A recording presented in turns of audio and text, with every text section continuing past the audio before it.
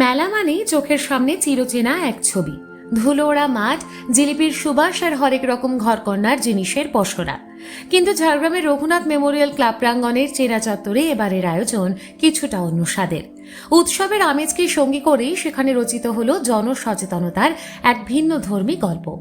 বর্তমান সময়ে আধুনিক জীবনযাত্রার দরুন নানাবিধ রোগ ব্যাধি আমাদের ক্রমশ গ্রাস করছে। প্রচলিত চিকিৎসার সমান্তরালে এক নির্ভরযোগ্য বিকল্প খুঁজে নেওয়াটা তাই সময়ের দাবি হয়ে দাঁড়িয়েছে। আর সেই বিকল্পের নামই হলো আয়ুষ। আয়ুর্বেদ, যোগা, ইউনানি, সিদ্ধা ও হোমিওপ্যাথি, এই পাঁচটি প্রাচীন বিজ্ঞানসম্মত পদ্ধতির সম্মিলিত রূপই হলো আয়ুষ। প্রতি বছরের ধারাবাহিকতা বজায় রেখে এবারও ঝাড়গ্রাম জেলা আয়ুষ মেলার চতুর্থ বর্ষের আসরটি বসে।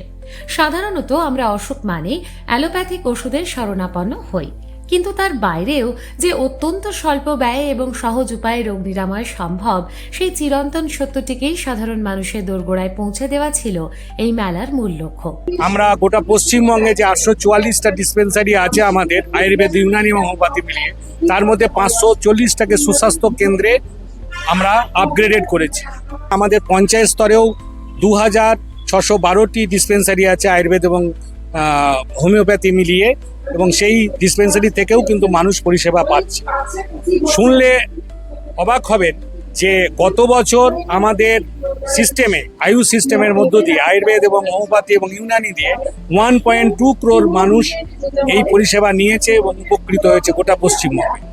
এবং দিন দিন মানুষের উৎসাহ বাড়ছে এবং তার উপকারিতাটা মানুষের ঘরে ঘরে পৌঁছে যাচ্ছে।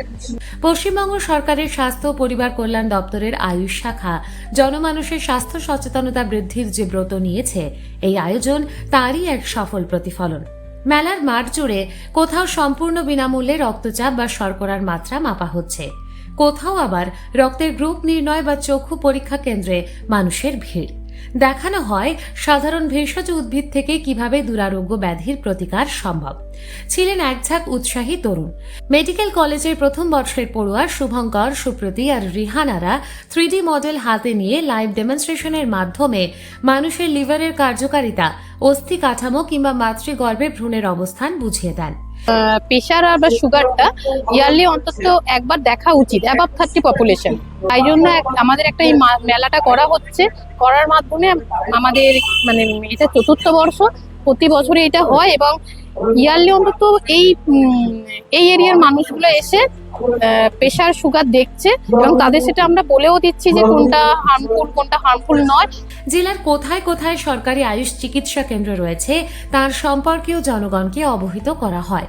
মানে আয়ুষের অনেকগুলো ব্যাপার যেগুলো আমাদের বাড়ির কাছাকাছি বিভিন্ন রকম কাঁচা জায়গা থেকেও পেতে পারি, ছোটখাটো জিনিস যেগুলো দিয়ে আমরা হয়তো কিছু জিনিসের করতে খুব তাড়াতাড়ি রিকভারি করতে পারবো আর কি। আর ওনারা বিভিন্ন বিষয় নিয়ে খুব ভালোভাবে সচেতনতার ব্যাপারটা প্রচার করেছেন এবং বুঝিয়ে প্রত্যেকটা জিনিস বললেন, ভালো লাগলো। শুধু চিকিৎসা বা পরামর্শই নয়, সুস্থ জীবনযাপনের দর্শন ছড়িয়ে দিতে আয়োজিত হয় মননশীল আলোচনা সভা ও বিতর্ক সভা। আর দিনের শেষে তাত্ত্বিক আলোচনার বাইরেও ছিল মনোরম সাংস্কৃতিক অনুষ্ঠান। আমাদের জেলায়ও আমরা একটা ইন্টিগ্রেটেড 50 বেডের আয়ুষ হসপিটালের জন্য প্রপোজাল পাঠিয়েছি।